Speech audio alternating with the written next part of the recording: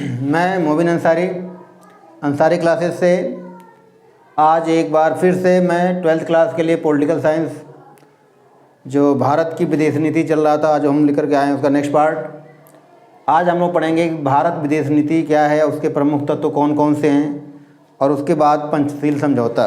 तो आज क्वेश्चन क्या है कि भारत की विदेश नीति के प्रमुख तत्व या प्रमुख सिद्धांत कौन कौन से हैं। तो क्वेश्चन क्या है, भारत की विदेश नीति, ठीक, भारत की विदेश नीति, भारत की विदेश नीति के तत्व। ठीक है, प्रश्न है भारत की विदेश नीति के तत्व कौन कौन से। ये क्वेश्चन आता ही आता है, क्यों? क्योंकि चैप्टर का नाम ही है विदेश नीति। तो भारत की विदेश नीति किन सिद्धांतों पर काम करती है या भारत ने विदेश नीति में किन किन तत्वों को शामिल किया है, व्याख्या कीजिए। 4 नंबर 6 नंबर में से कोई न कोई ज़रूर आएगा, तो ये आपको अच्छे से समझना है। और इसके प्रत्येक पॉइंट में अलग अलग से भी क्वेश्चन बन जाते हैं, इसलिए जब मैं व्याख्या करूँगा तो उन पॉइंटों को भी आपको अच्छे से समझना है।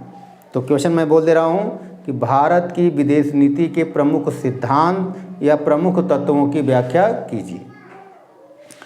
तो विदेश नीति क्या है कि दूसरे देशों से हमारे जो भी संबंध जिस आधार पर तय होते हैं उसे विदेश नीति कहा जाता है। भारत के संबंध दूसरे देशों से जिस आधार पर बनाए जाते हैं उन्हीं संबंधों को विदेश नीति कहा जाता है। और भारत की विदेश नीति पर भारत के पहले प्रधानमंत्री पंडित जवाहरलाल नेहरू की अमिट छाप थी। भारत के प्रथम प्रधानमंत्री पंडित जवाहरलाल नेहरू की अमिट छाप थी।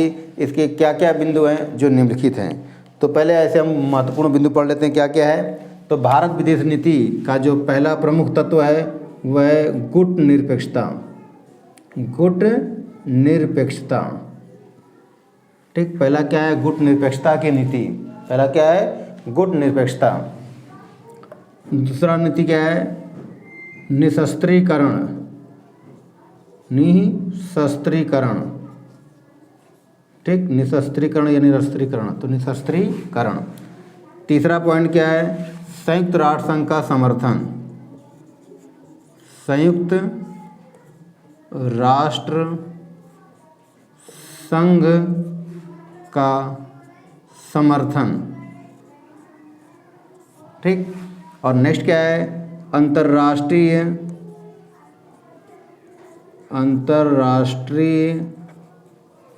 शांति एवं सुरक्षा। अंतर्राष्ट्रीय शांति एवं सुरक्षा का समर्थन। तो 4 तो मुख्य पॉइंट है।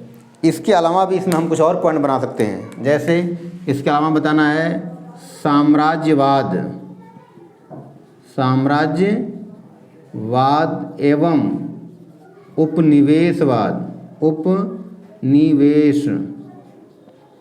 उपनिवेशवाद का विरोध,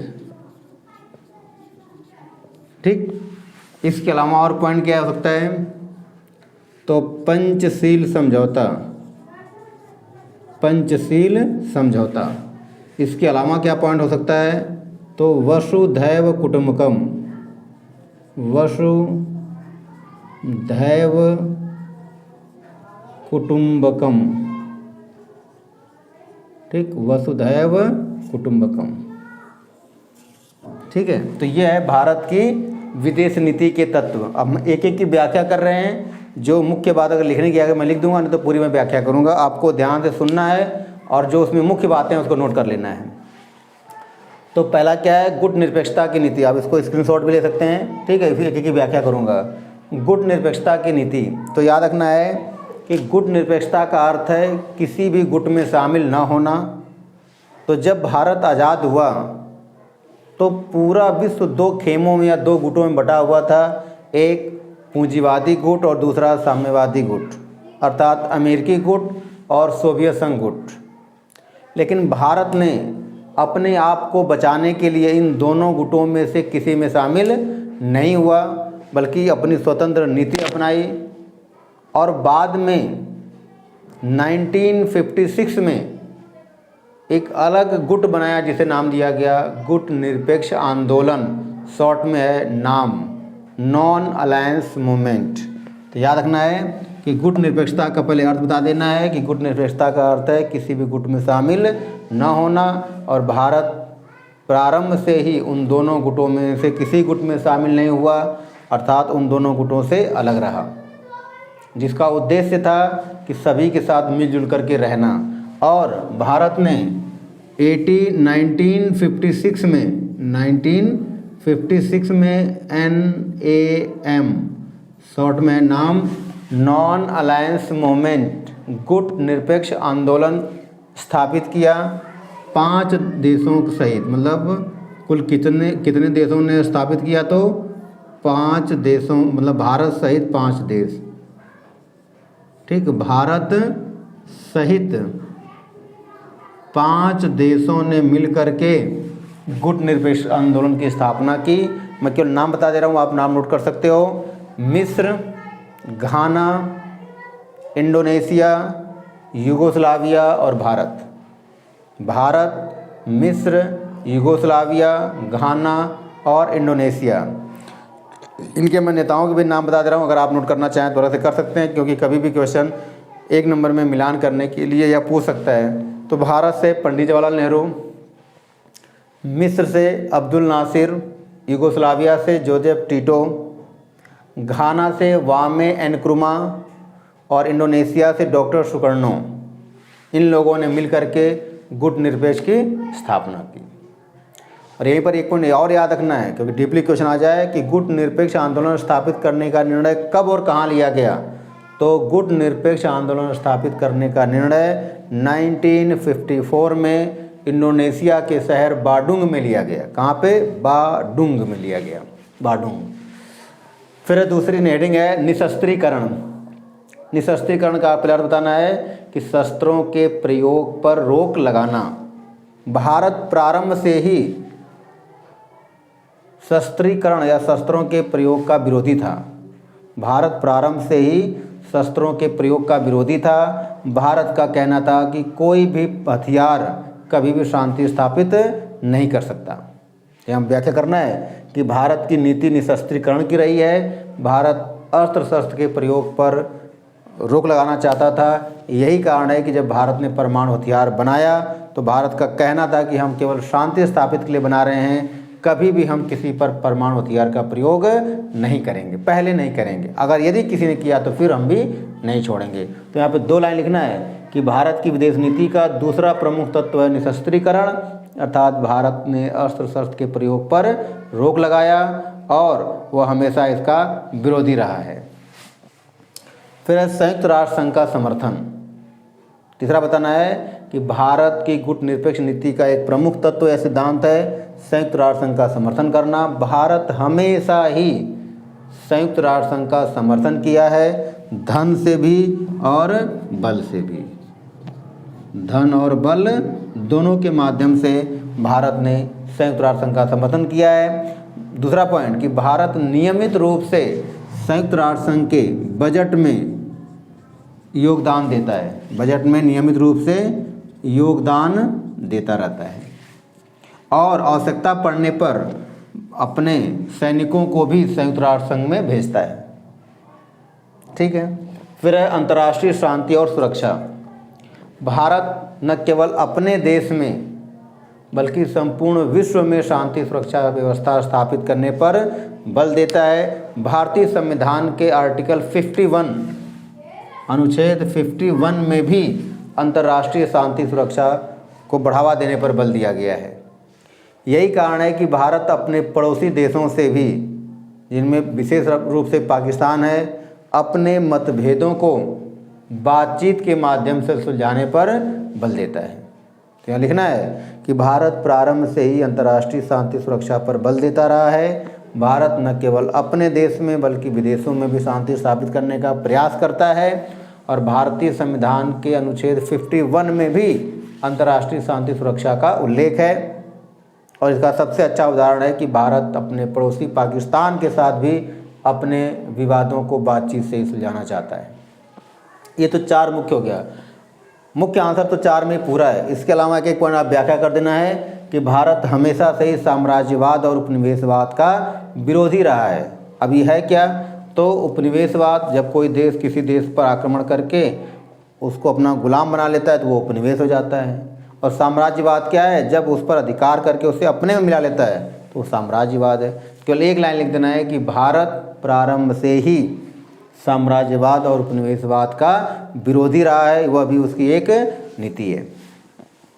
फिर वसुधैव कुटुंबकम, भारत प्रारंभ से वसुधैव कुटुंबकम के मार्ग पर चलता आ रहा है कि पूरा संसार एक परिवार है, इसलिए हम सबको मिल करके एक दूसरे के साथ सहयोग करके रहना चाहिए। और पंचशील, तो भारत की विदेश नीति में पंचशील समझौता है, पंचशील पर भी बल देता है, अर्थात हमें सबसे समान रूप से मिल करके बातचीत करके रहना चाहिए। तो ये हो गया भारत की विदेश नीति के प्रमुख तत्व। एक क्वेश्चन और मैं करा दे रहा हूँ यहीं पर, क्योंकि वो भी इम्पोर्टेंट है, बता दे रहा हूँ अलग से कि पंचशील समझौता क्या है, किसके बीच हुआ, उसकी क्या विशेषता है। ठीक है, तो मैं बता दे रहा हूँ पंचशील समझौता। पंचशील समझौता, ठीक है, तो क्वेश्चन क्या है, पंचशील समझौता।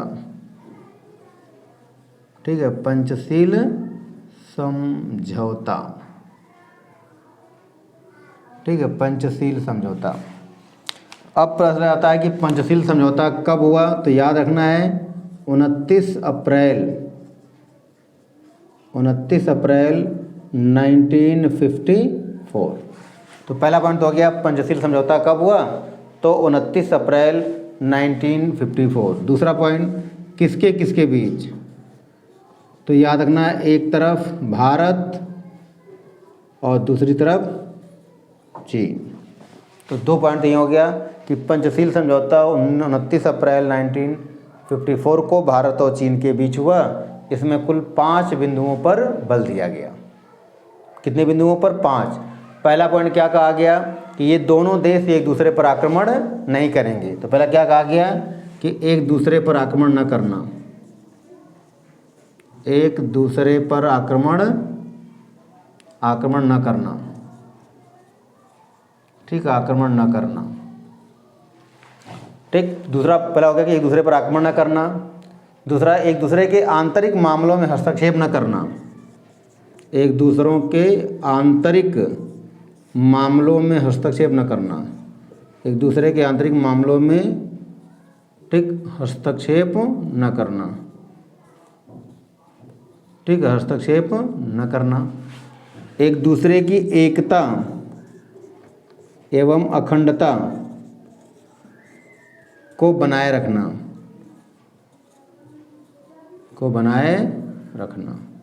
मतलब कि एक दूसरे की जो एकता अखंडता है उसको बनाए रखना है। ठीक है, एकता अखंडता को बनाए रखना। आपसी सहयोग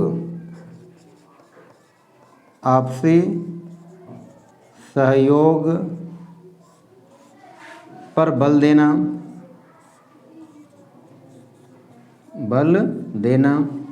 और यदि कोई बाहरी देश हमला कर रहा है तो एक दूसरे की मदद करना।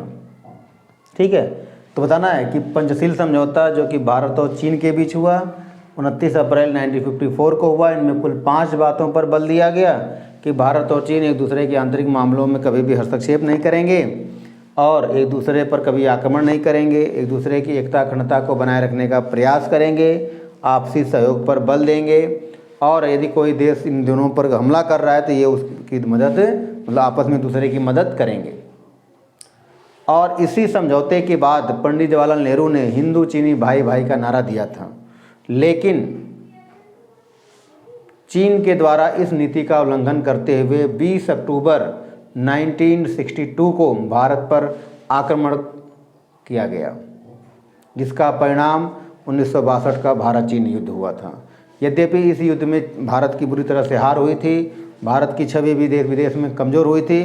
तो फिलहाल में याद रखना है कि पंचशील समझौता क्या है, कितने बातों पर बल दिया गया, किसके किसके बीच दिया गया, तो इसका आंसर पूरा हुआ। यदि यह वीडियो आपको पसंद हो तो लाइक करें, शेयर करें, सब्सक्राइब करें, ज़्यादा से ज़्यादा दोस्तों में बांटें ताकि मेरा मनोबल बढ़े, मैं इस व्यस्ततम समय में से समय निकाल कर आपके लिए वीडियो बना सकूं। Thank you.